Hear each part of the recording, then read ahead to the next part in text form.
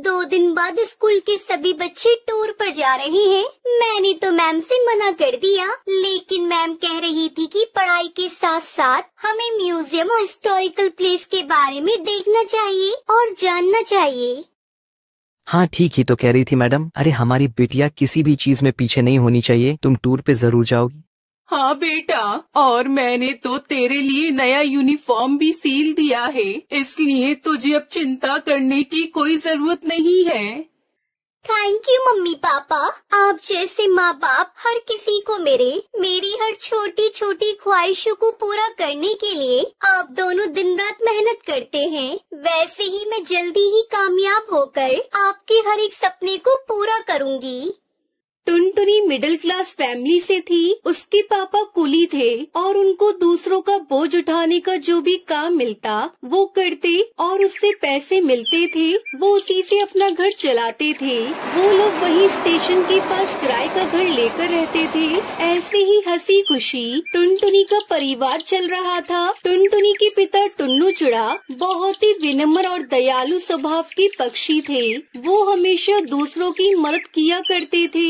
ऐसे ही एक दिन एक अंधी पक्षी अपने बच्चे को लेकर स्टेशन पर ट्रेन आने का इंतजार कर रही थी। तभी अचानक से उसका पैर फिसल जाता है और उसका बच्चा पटरी पर गिर जाता है। माँ मुझे बचाओ, माँ बचाओ मुझे। अरे बेटा कहाँ हो तुम? गोलू, मेरे बच्चे कहाँ हो तुम? गोलू। वो अंधी माँ बेबस होकर इधर उधर अपने बच्चे को तलाश रही थी। गोलू ट्रेन की पटरी पर रो रहा था और तभी उधर से तेज रफ्तार से हॉर्न देते हुए ट्रेन आ रही थी। तभी टुन्नू चिड़ा की नजर उस रोती हुई माँ और बच्चे पर जाती है। वो तुरंत ही सामान वहीं रखकर तेज रफ्तार से दौड़ते हुए पटरी पर जाता है और बच्चे को उठाकर स्टेशन पर रख देता है। तभी ट्रेन आ जाती है और टुन्नू चिड़ा अपने साहस भरे जज्बे के साथ उस बच्चे को तो बचा लेता है, लेकिन वो खुद को नहीं बचा पाता और उसकी वहीं मौत हो जाती है। ये खबर जब उसके घर वालों को पता चलती है तो उनके ऊपर मानो जैसे दुखों का पहाड़ टूट पड़ता है। वो लोग फूट फूट कर रोने लगते हैं। माँ पापा हमें छोड़कर कहाँ चले गए? माँ हमारा क्या होगा?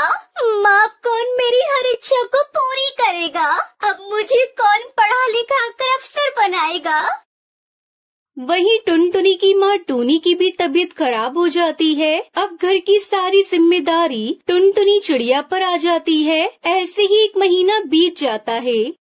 माँ मैंने दाल और रोटी बनाई है, चलो माँ थोड़ा सा खाना खा लो। तुम खा लो बेटी, मुझे भूख नहीं है। माँ अगर आप नहीं खाओगी तो फिर मैं भी नहीं खाऊंगी। थोड़ा सा खा लो ना माँ। आपको इस तरह देखकर पापा को भी अच्छा नहीं लग रहा होगा। प्लीज माँ खा लो। उसके बाद टूनी चिड़िया थोड़ा खाना खाती है। इसी तरह समय बीत रहा था। इस बीच टुनटुनी का 10वीं का रिजल्ट आता है और वो अपने पूरे स्कूल में टॉप करती है। माँ आप तो खुश हो ना? काश आज पापा होते तो वो कितना खुश होते। पर देखना माँ, मैं जल्दी ही आगे की पढ़ाई पूरी करके अपने पापा का नाम रोशन करूँगी।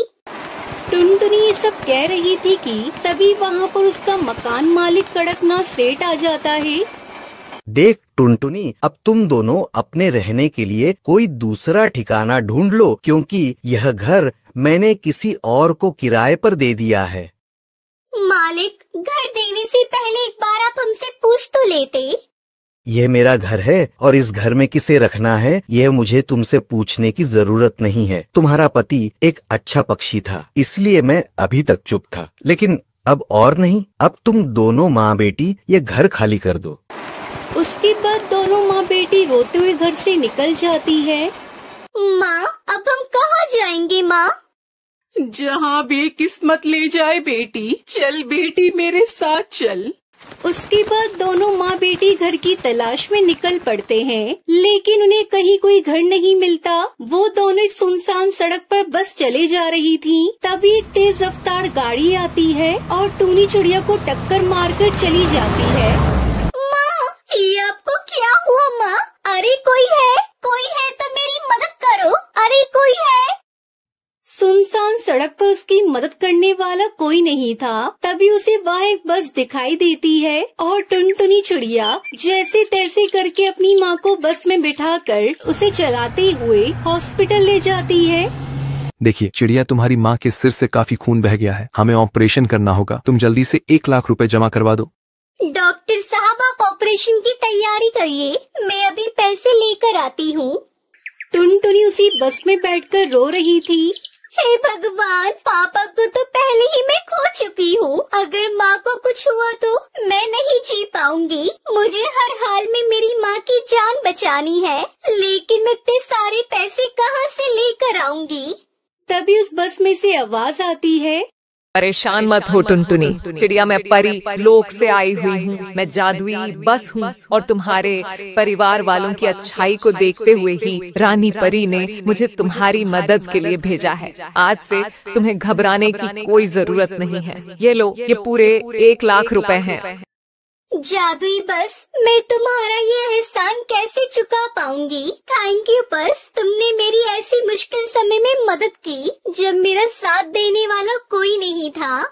उसके बाद टुनटुनी वो पैसे लेकर अपनी माँ का इलाज करवाती है। कुछ दिनों में उसकी माँ ठीक हो जाती है। फिर जादुई बस टुनटुनी चिड़िया से कहती है, अब तुम दोनों माँ बेटी जल्दी से मेरी बस में जाकर बैठ जाओ, मैं तुम्हें एक चमत्कार दिखाती हूँ। उसके बाद वो बस खुद ब खुद एक बस घर के रूप में बदल जाती है।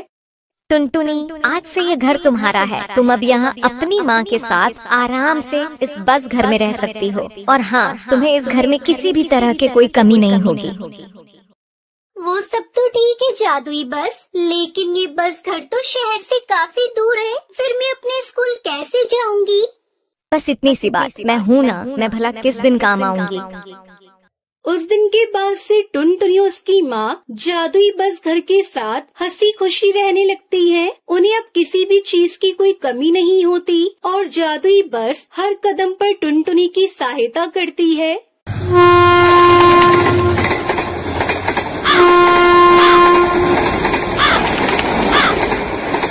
शिमला के जंगल में टुनटुनी चिड़िया अपने पति कालू कौवे के साथ रहती थी। कालू कौवे ने टुनटुनी से प्रेम विवाह किया था, जिसके चलते उनके घर वालों ने अपने घर से निकाल चुके थे। अब हम लोग कहाँ जाएंगे जी? हमारे घर वालों ने तो हमें घर से बाहर निकाल दिया। आपके पास तो अभी कोई काम भी नहीं है, कहाँ रहेंगे हम लोग और क्या खाएंगे?